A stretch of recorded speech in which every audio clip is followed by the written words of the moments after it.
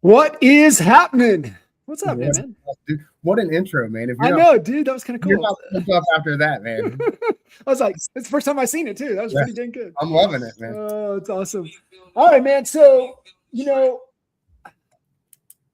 we can jump off anywhere. What I would really love to jump in with you, Paul, is I just love life before, right? Especially with real estate agents getting in. Most agents usually come in, it's a second or third career, right? Yeah, for So sure. very few get in as, man, this is my path, this is my first choice, this is my career, this is what I'm going to do. So I really love your backstory. So I mean, I would love for you to just kind of unpack the story and the whole sales journey and the whole process you've been on, and then we'll get into your remarkably short career in real estate, which I believe was just kind of a launch pad for all of the work that you put in all of those years prior. Yeah, for sure. So I spent my first career, real estate's my second career, right? And I spent my first career in retail, sales, and leadership. 25 years with a Fortune 50 company. Just started off as a part-time employee and worked my way up to ultimately a district manager, 10 stores, 2 states, 1,200 employees, and $500 million in annual revenue, right? Yeah, so not a small job. And across that 25-year journey, I did everything from, quite frankly, unloading trucks to, selling car stereos and computers and televisions and ultimately worked my way from a sales position into a leadership position and started that journey about 4 or 5 years into that 25-year career, right? So I started off leading small groups of people inside of retail stores, and then eventually over the years became, assistant manager, store manager, and then ultimately district staff, right? And started, traveling the country, training people here and there on selling strategies. I piloted programs for the companies, where I would take an idea, put it across 16 stores, pilot that, and then we end up launching it nationally, right? And just building and shaping and fixing. But the passion that I had the most while doing that, right, was one, I built an incredible skill set around salesmanship and just how to interact and engage with people as a whole. And like, that's where it all started, right? And through that process, I was able to develop a skill set that allowed me to lead and develop other people. So when I decided to leave that career, right? Like, so in that career, just for a little bit of backstory, right? Like every couple years, once you're outside of like one of those line level positions, these big companies, they restructure, they reorganize. And so every couple years I was faced with, oh no, is this year that I don't have a job anymore, right? Is this the year where it all falls apart and my position gets eliminated and there's not a backfill position, and do I have to leave and take severance, right? And man, that can be pretty nerve-wracking, right? As it happens over the years. Well, finally it came up 3 years ago, right? And my position was eliminated. I had the opportunity to stay in a different position, but I was just like, 25 years of this, it's time to move on. Mm-hmm. And when I got done with that, right, like I said, okay, well, what skill sets do I have? And it was all about the selling process. It was all about the coaching process. It was all about leadership. It was about getting people, regardless of a consumer, a customer, or an employee, to the end goal, to help them solve a problem, right? Whatever that problem was, whether it was, hey, I want to grow my career. I'm an employee. I want to grow my career. Cool. Let's solve that problem. Hey, I'm a customer. I want to, remodel my kitchen and have, luxury appliances. I want to buy a home theater system that allows, my whole family to get together on the weekends. And, whatever that was, it was about solving problems. And I go, okay, so where does that fit? Where does my next chapter take me? And transparently, man, I've never been this HGTV guy. I've never been this real estate guy. I'm not banging that, oh, look at the architecture of that place or the color schemes or the decoration of this or any of those things, right? But I had some former employees who were in the real estate business. And so I just started talking to them. And it became extremely clear, right? Like the skill set was built for this, right? The skill set was built not only for getting into the real estate industry and helping clients buy or sell, right? Helping investors buy or sell, but more of, okay, it starts there. And how do we turn this into a team leadership role where the coaching, the development, the growth, right, all started to come together? And so in 2023, I took a leap of faith, man, left the job and started the real estate thing. And it's been a blessing ever since. Yeah. I mean, it's just like that 25-year career just molded you into, this next journey and then this next path you're on, which, you're, really fast tracked, these not even 3 years yet, full 3 years, right? We fast tracked. I mean, we're coming up close on it, but man, it's really, really remarkable when you look at, previous career and, a few years into that journey, it sounds like, which path do I want to take? How did you choose the sales path? Yeah. So the sales path chose me, right? So part-time gig for me, man. I remember it clear as day. 1999, got part-time job because I wanted a discount on a stereo, bro. Just because I like to party. I like to party. Dude, I can't hate you on that one. I like that place. So they built this store across the street from where I was living in Fort Myers, Florida at the time. And I was like, look, I'm going to go get a job over there because I want to get a discount, man. And so I did that and ultimately ended up transferring back to Ohio after about a year down there. But when I got here, the leadership team at the store that I was working on was like, dude, why are you back in a warehouse just hiding from people? Like, yes. You have this energy, you have this magnetism, like everybody loves you, and like you need to be on the sales floor, right? And so this boss, a mentor of mine, still one of my best friends to this day, his name's Ryan Bull, and he's like, dude, just come out to the sales floor, just give it a shot, right? So I was like, that's fine. He goes, I'll even let you pick where. And I go, cool, I'll sell car stereos, right? It's 2000, 2001 at this point in time. And I'm like, that's cool, right? I'll go sell car stereos. Back then, man, we were still a cool thing. We were doing neon lights. We were doing CD head units that had like dolphins swimming across them. You probably remember. Oh, yeah. This it was just cool, right? And so I went out there and everything in this organization was ranked. I mean, everything was ranked, from attachment strategies to basket size to average sales price, close rates, etc. And quickly we accelerated straight to the number one in the company, right?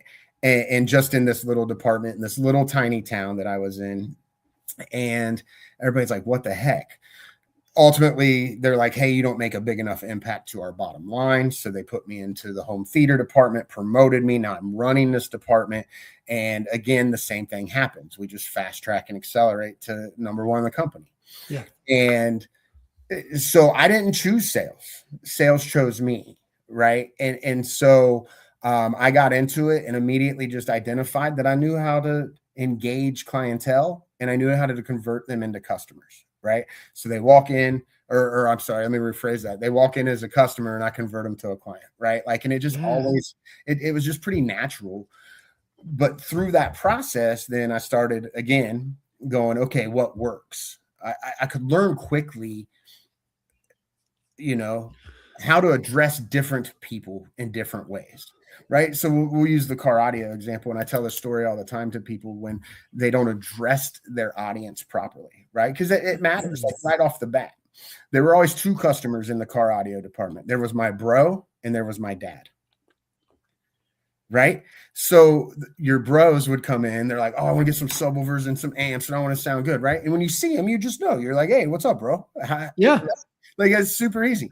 Well, this older gentleman came into the store one time and walks right into the department. And I go, hey, what's up, bro? And that was it. It was over. It was over. Right. He wasn't my bro. And I learned that like that day, like very quickly, day one. Okay, that dude's not my bro. Right. So the next time that same customer walked in, it's, hello, sir. What are you looking for today? Right. Oh, client. Right. And so it was just learning all the way through that, like how to address someone at the beginning, how to address them in the middle, how to ask for, how to do it at the end. Because each of those are different as well, asking for a sale, right? Yeah. Like, and so many salespeople never even ask, right? But the conversion becomes the problem because they never ask the question. And so, it was just fun in those early stages to really learn and develop the skill set that accelerated that career path, but now is ultimately serving me extremely well in the real estate field as well. Yeah. I mean, it's just like you were built for this. And it's obviously it's the trial by fire that you went through for 25 years that really sets you up to walk in. And typically it's what it is, right? You learn the principles, you learn kind of the methodologies, you learn the best practices in one industry. And then you're like, oh, wow, look how this carries over into this industry. In fact, it actually makes this easier because I have this industry skill set to apply it into this. And it just makes it even easier, which is, I mean, it's just like how FedEx was developed, right? Like it took best practices from another industry and applied it over here. And so you said something interesting a while ago, Paul, that you said sales found you. And as you were saying that, 4 or 5 years into that 25-year career, sales found you, and you leaned in and just kind of walked through that door. How many people that you saw throughout your career, especially when it shifted to where you moved into more of a leadership type of role, how many people that just didn't even scratch the surface of their potential because they were afraid to step into that unknown? Yeah, I see it all the time, right? And to be transparent, there's people who have it and some people who just won't, right? But there's this core group, which is the majority of people who can learn it, because sales is a skill, right? Like you don't have to be born with the bone to just be able to just chat with everybody. You can learn it along the way. And that became my next passion, was teaching it, right? How to contact, how to ask the questions, how to listen, how to recommend, how to encourage, how to take the information they gave you and turn it in. But the number's endless, right? And but I think that there's a lot of people who just would never be able to do it, regardless of the amount of coaching. But that core group of people, some people have it naturally, and you don't even have to teach them anything. They're just like, oh, I just did this, right? But it's that group in the middle that just becomes 50-50. And then it becomes about the leader, right? And it becomes about the person who's coaching them and guiding them. And are they, doing it in a style that speaks to that person? Or do they lose that person and that person gives up and then just walks away from ever tapping into their potential? So, yeah. So you basically that middle group's 50-50. Was there anything that you saw that would tip them into the path of going down and trying to scratch the surface of their potential? Was there one thing that you saw? Yeah. So I don't know if it's one thing, but I'll tell you the most important thing that I would see in these individuals was just the willingness to listen and learn, right? I had this conversation yesterday with someone, like the opportunities can be around you if you just shut up and pay attention to them, right? And if you're learning, there's two ways of doing the business. One is hey, I've got this. I think I know what to do. I'm going to go do that. And I see people try that all the time and fail. But if they just follow the footsteps of somebody who has paved the way, proven, and they're willing to listen and learn, then they can accelerate so much faster. They can be so much more, they can gain so many more skill sets, but they just have to be willing. They just have to be ready to learn, right? And if they're open to that, then I think the sky's the limit for just about anybody. Yeah.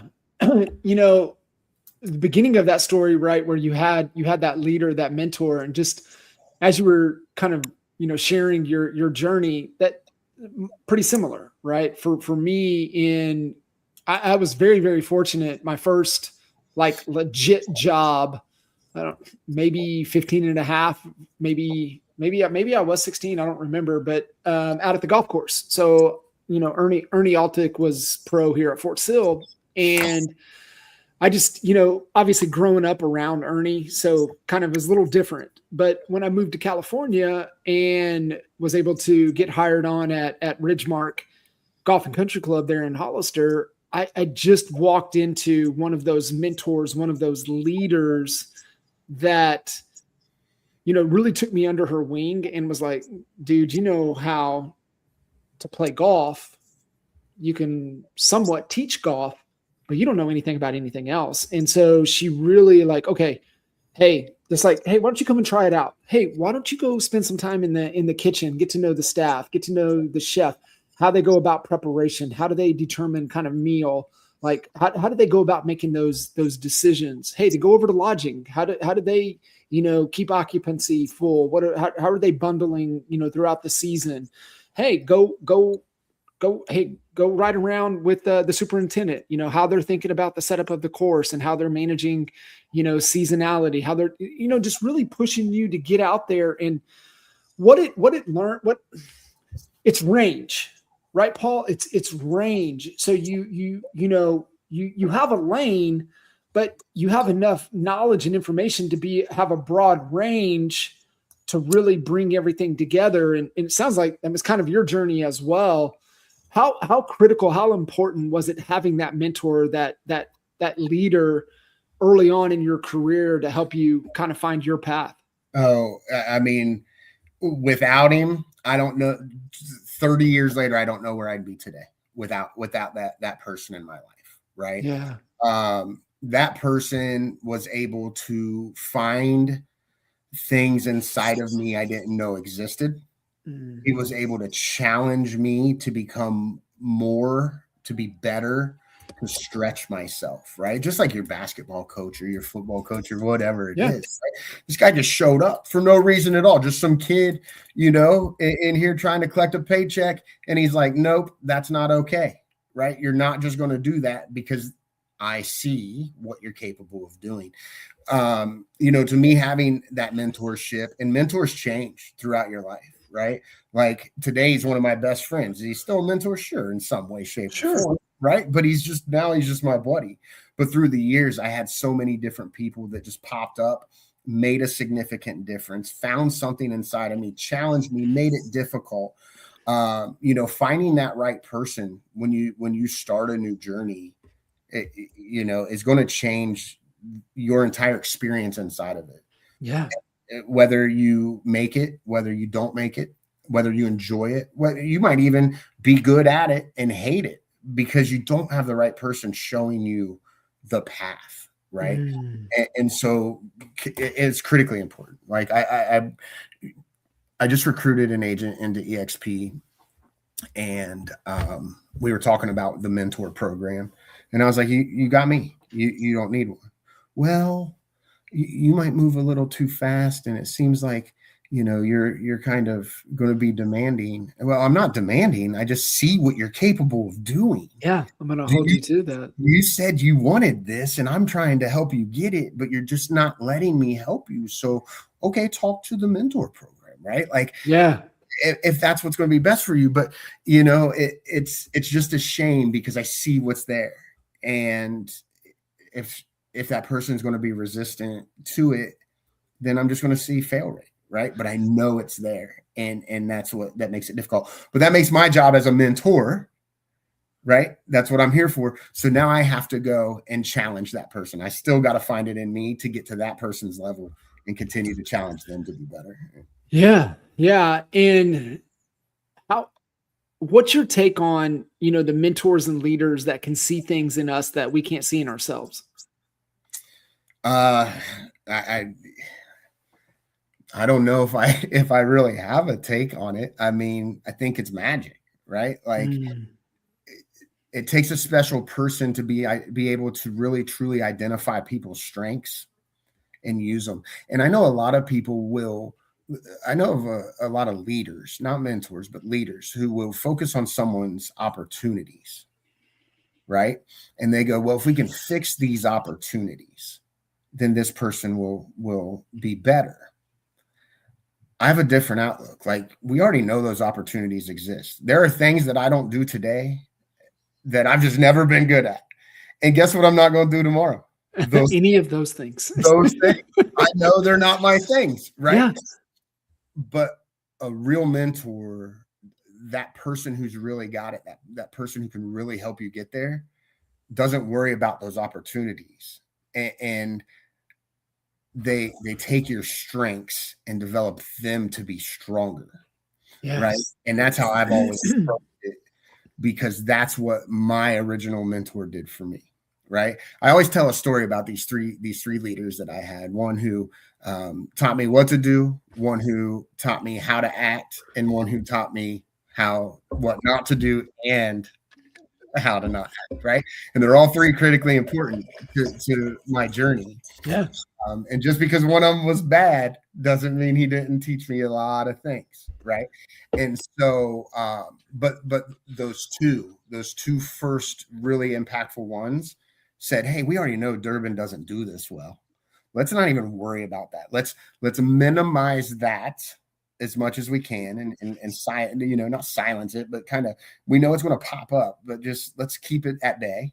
But let's take these other skill sets that he has and just accelerate." Right. And so once I learned that, like, I think that's the important part of that whole process.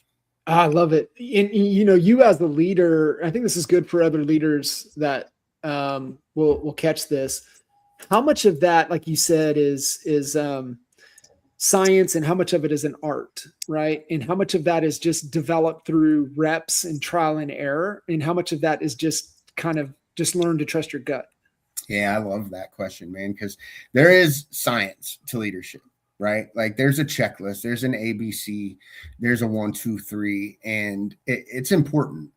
But it really is the act of being a true leader is an art.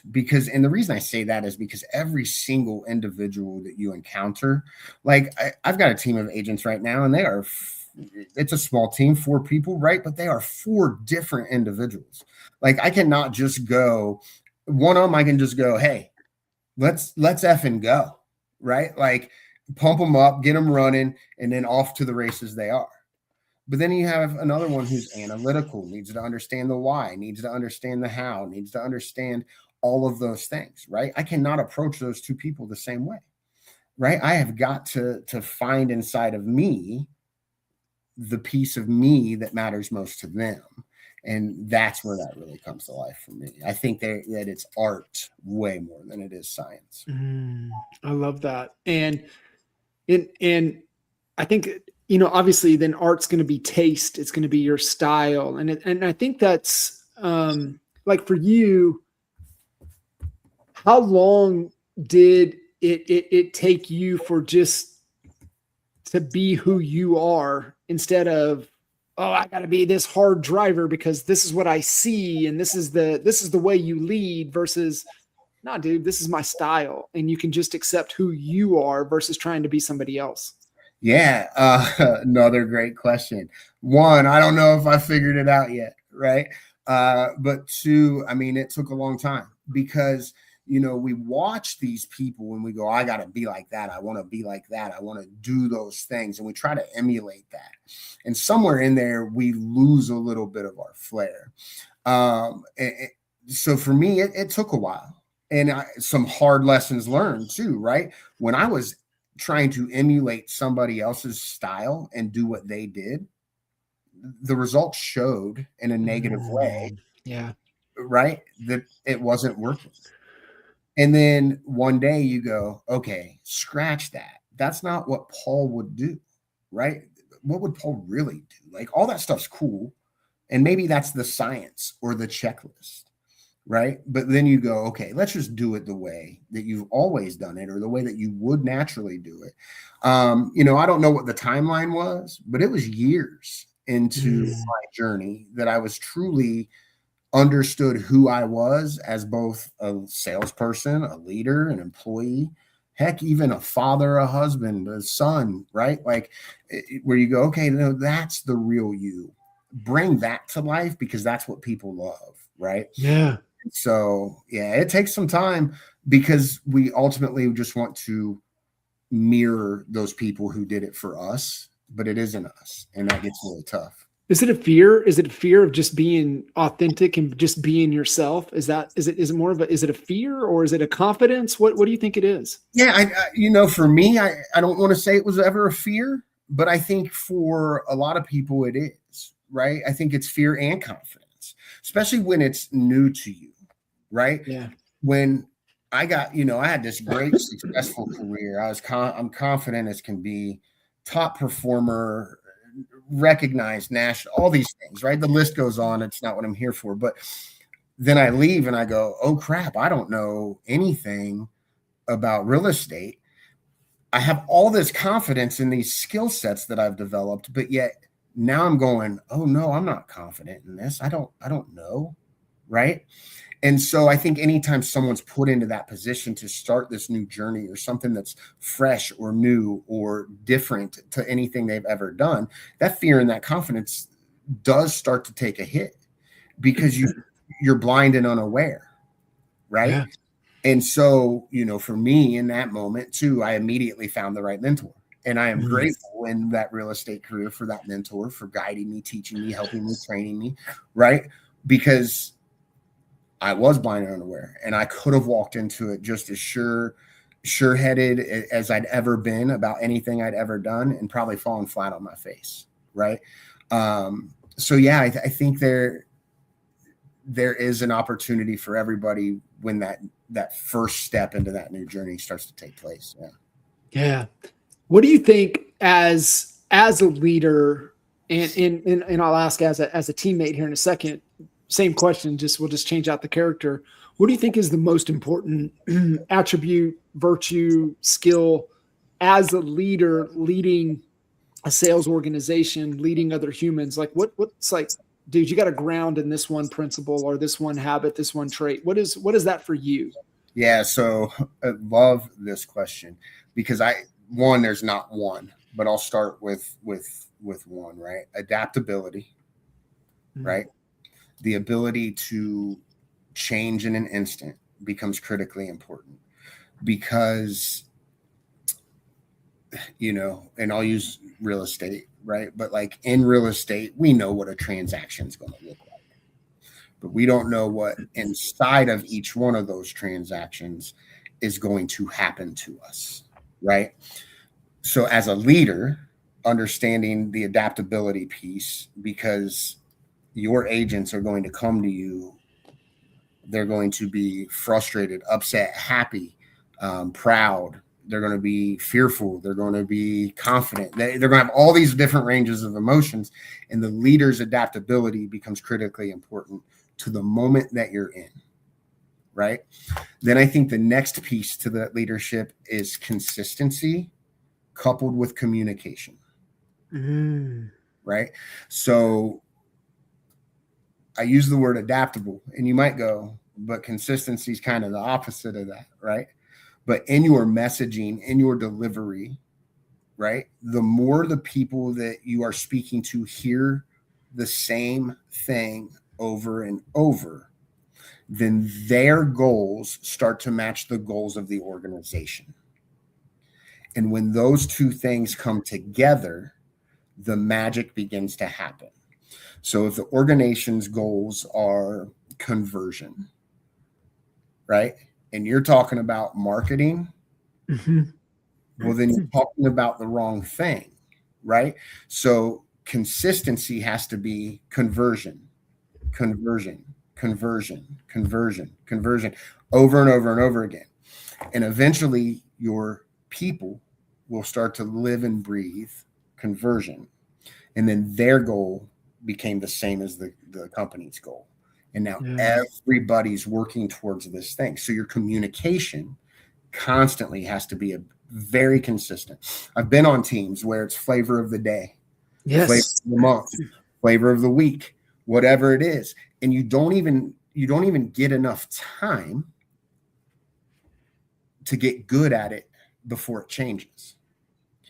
So that's why I would say that consistency and communication is really the most important, because that's what creates the behaviors that create the outcomes that create your success.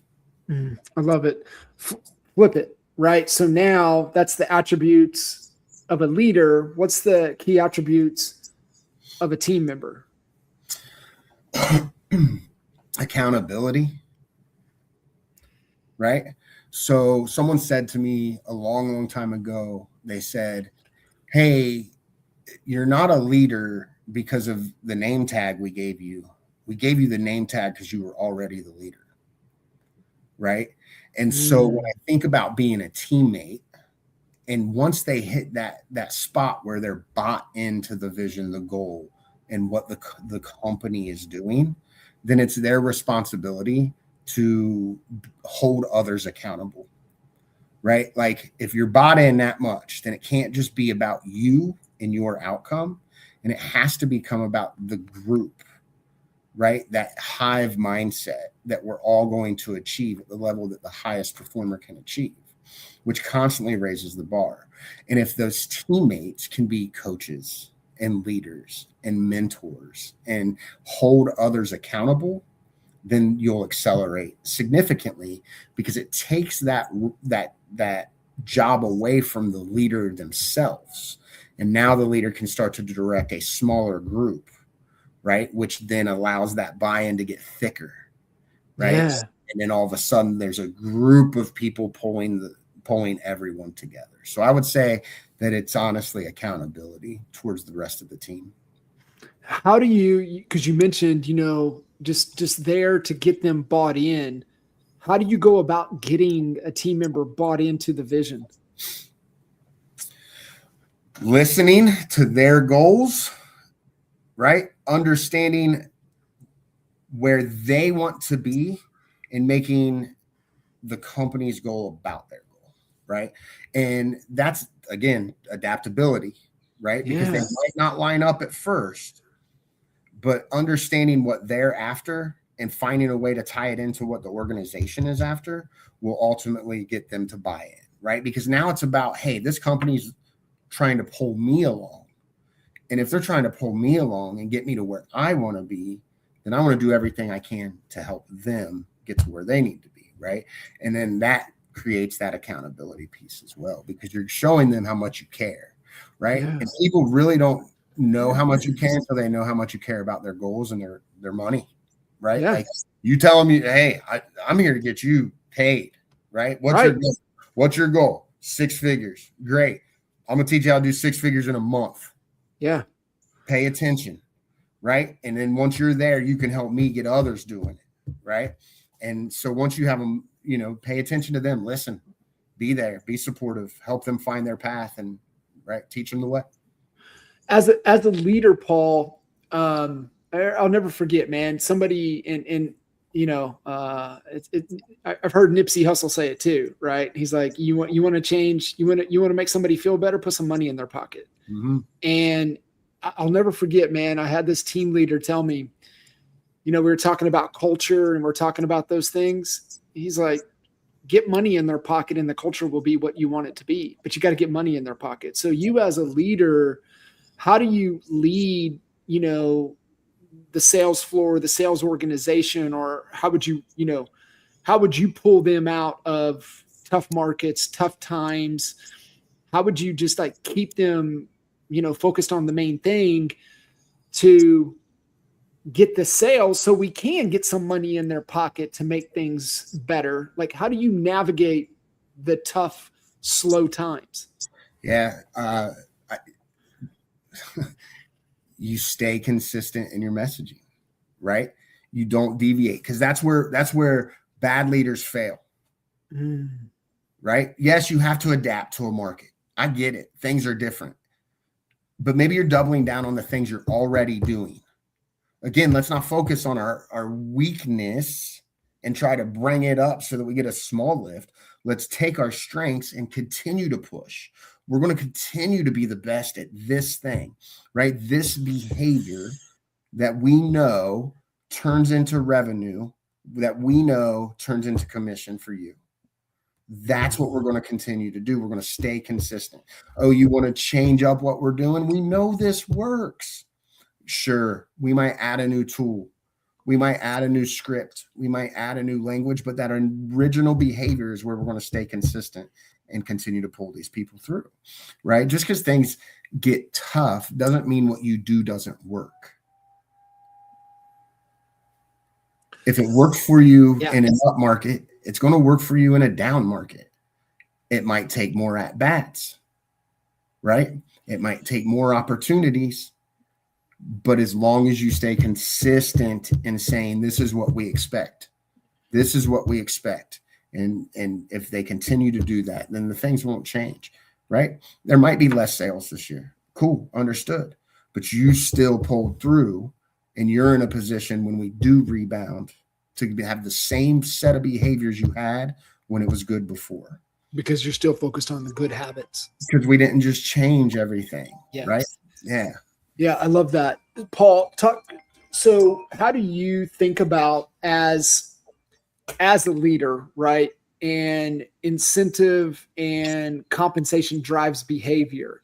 So how do you think about, and this is always a struggle, right? With agents, especially that are trying to start a team and build out, but even seasoned agents that have led a sales team for quite some time, they still are always asking this question: how do I compensate? How do I put together the right incentive packages without like being detrimental to the company, but also a more than fair competitive wage for what it is that they're doing?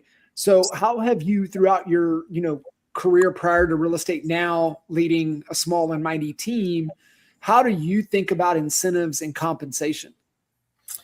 Look, I think it's so in this industry, I think it's a little bit different, right? Because the incentive, well, the compensation is what it is, right? It's close the deals, you get paid, right? The role is helping them find more opportunities and getting them the skill set to get there. But as far as incentive goes, personally, I believe it's, hey, what do you offer to them? It's not about necessarily, it's not always about money, right? I was on a team recently when I first started my journey, and I heard people all the time go, well, the team takes half your commission. Well, no, the team gives you opportunities, marketing, admins, skill set training. They give you brochures and cards and pamphlets and signs, and the list goes on and on and on. So for me, when in the real estate world and this agent world, compensation really is what it is. It's what you go out and earn through the opportunities that the team gives you. And then the incentives aren't necessarily more money in your pocket. They can be. I mean, we can run little contests or whatever, but it's like, hey, what are we giving you in return? Right? We're giving you all of these things that you don't ever have to worry about. We're taking everything off of your plate so that all you ever have to do is execute those behaviors in front of the customer, in front of the client, so that you can have more compensation, right? I've heard team splits at 30-70. I mean, it blew my mind. I became a victim in that moment. Right? I'm not even on that team. I was like, 30-70. Yeah. What? Yeah. And then I listened. I shut up and listened. And I go, oh, so all your agent has to do is go get the signature. Right here. You're operating out of this little pocket right here. Yeah. What beats that? Buddy, give me 10 of those right now. I'll drive around, collect all the signatures you want for 30%. Right now. Absolutely. So the incentive is like, hey, what's the offer? Right? What's your team offer? And sometimes those are intangibles as well. Yeah. Right? Those can be good mentorship, right? Good coaching, good development. Sometimes even in the world we live on, John, this, a shoulder to cry on. Yeah. Right? It can just be being the right person for that agent. Right. Yeah. Now, obviously, it always comes back to compensation, but that's our role, is to get them paid through the opportunities that we present them, the behaviors that we teach, or the skill sets we teach them, and the behaviors we require from them. I love it. And then back on you as a leader, being consistent with those things. And man, I know you're so spot on. However, how come agents won't slow down long enough to listen? Or how come they don't get that? How come they don't just like, oh, wow, my investment in my commission structure by being a part of a team it's not like for nothing. It's an investment for what I'm getting back. But a lot of agents don't think that way. How come they don't? Man, I don't know. If you find that answer, can you give it to me? I hope you had it. I was hoping you had it, Paul. Come on. I don't know. Listen, it's just short-sightedness, Yeah. right? Especially when someone's just entering the business. You know, somewhere along the line, they got this. And listen, we all do it, right? I just did it on this call. Right? I teach you how to make $100,000 in a month. Yeah. Right. And that's a fact. I will teach you how to do that. I do it. That's right. Right. That's right. I do it. Right. And we all hear that. Right. And somebody who was important to us was like, get into real estate. You know, you're going to make all this money. And then that same person turns around and says, hey, you're joining my team. That splits 50-50. That splits 30-70. That splits 70-30, whatever. And all they hear is, wait a minute. That's why you're making all the money. Yeah. And the leaders aren't taking a moment to slow down and say, here's what you're getting. Here's what I'm taking off of your plate. I joined a team. People ask me all the time, Paul, why did you join a team? You have all this experience, all this sales, all this stuff. You just do it yourself. Start your own team. And I was not naive enough. And you know what this team leader said to me? And he was a fantastic team leader. He said to me, I will teach you to build what I built. It took me 20 years. I'll teach you in 3. And that moment, I didn't care what the split was. He could have said he was going to keep 90% of it. But I was going to learn all of that stuff. Sign me up. 3. Yeah. Sign me up right now. Yeah. Right? Because I wasn't short-sighted. I wasn't worried that I couldn't put a post on Instagram about how I made 6 figures this year. Right? I was worried about getting my feet underneath me and understanding how to write a deal and understanding what it took to negotiate this contract or that contract, et cetera, et cetera. I was interested in going, what value props does he offer his agents? I was there to learn. Right. Is that too, Paul? Is that also, is that experience? Is that maturity? Is that also the right environment you're in? Right. Because we've all had those team members that are great, and then all of a sudden they're not. And then you're like, who's whispering in your ear at night? Yeah, I think it is a lot of experience and maturity, right? There's a process to everything. And so many people want that instant gratification that they want to skip the process, right? When that happens, it's almost instant failure. So I do believe it is maturity for me for someone like me, at least. I was able to just go, hey, I'm here, because people were saying, like, do it yourself. And I go, I don't know anything about real estate. I don't know anything about real estate teams. I don't know, right? Like, I know people in general. I know sales in general, but I don't know this, right? So those who get so short-sighted and start to fall off, I think it is just maturity. I think, but also it could just be hard times. Maybe they're in a desperate place, right? I can't give you 50%. I can't give you 30%. Well, you're not giving it. You're getting so much in return. You just got to see it. Yes. And by giving that 50%, instead of doing 4 deals, you do 8. It's the same outcome. Right. Instead, maybe it's not even the same outcome. Maybe instead of 4 deals, you did 12, and you did way better than you would have if you shot it on your own. Right. So I think it's just a maturity, but I also think it's a part of the leader. And I think it's part of the industry. My son's a real estate agent, and he actually got licensed before me. And I knew someone in the industry, and I put him on that team. Right. And I said, go talk to this guy. He's going to be real good for you. And that all kind of fell apart. And my son, at 20 years old at the time, said, hey, man, the reason it didn't work is because he wasn't about helping me make money. He was about me making him more money. And like this 19, 20-year-old kid saw that, And so if you can see through that, then a lot of people just go, well, I'm just giving him a split of my money for nothing. Right. Yeah. And so until we get better as team leaders and explaining the value prop and explaining why, right? Every team has a split. Everywhere you go has a split. Every brokerage has a split. Everybody. So it's not about that. It's about what you're adding and how you articulate the value that you add. Right. value. What do you say? Value unarticulated is value unappreciated. There it is. Right. So are people short-sighted? Do they, are they on hard times? Do they not understand? Maybe, but it's our job to help them understand. And that's where we've got to be better. And to your point, the follow-up to that is, in the absence of value is where people question price. And so what you said at the beginning about consistency in communication, it's consistently communicating your value proposition to the agent and how your value helps them close more deals, make more money, live a better life, right? That's what every team leader wants to create for their agents, right? Like, listen, I want to get as much off your plate so you can do the one thing that makes you the most amount of money so that you can go live the life you want to live. Amen. Every time. Every time.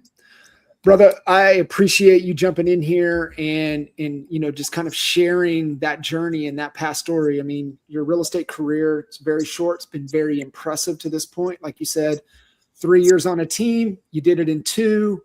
First year, already a 6-figure month in your third, not even your third full year, Paul. 6 figures in 1 month. Most agents don't even make 6 figures in a year. What do you think?